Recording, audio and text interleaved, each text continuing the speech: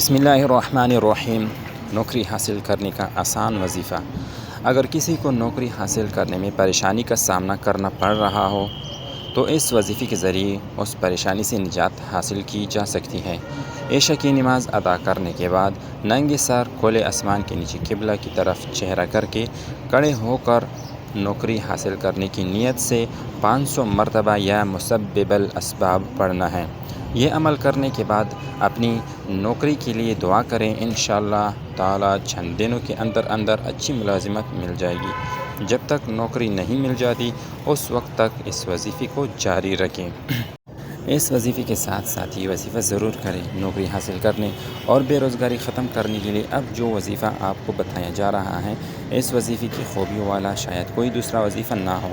جو شخص چاہتا ہے کہ اس کی بے روزگاری ختم ہو جائے، اسے اچھی نوکری مل جائے، تو اس شخص کو چاہیے کہ 5 وقت نماز کی پابندی لازمی کریں اور فجر کی نماز کے بعد 100 مرتبہ درود ابراہیمی پڑھیں، جو درود شریف نماز میں پڑھا جاتا ہے، اور بعد نماز عشاء 360 مرتبہ یا رزاق یا واسع پڑھنے کی عادت ڈال لیں۔ انشاءاللہ تعالی چند دنوں کے بلا ناغہ عمل سے مناسب روزگار مل جائے گا۔ تو میرے محترم بہنوں اور بھائیوں، مزید اچھی ویڈیوز کے لیے ہمارا چینل سبسکرائب کریں اور بیل آئیکن کو دبائیں تاکہ ہماری آئندہ کی وظائف پر مشتمل ویڈیوز آپ کو اپنی وقت پر پہنچ سکے۔ جزاک اللہ خیرا کثیرا۔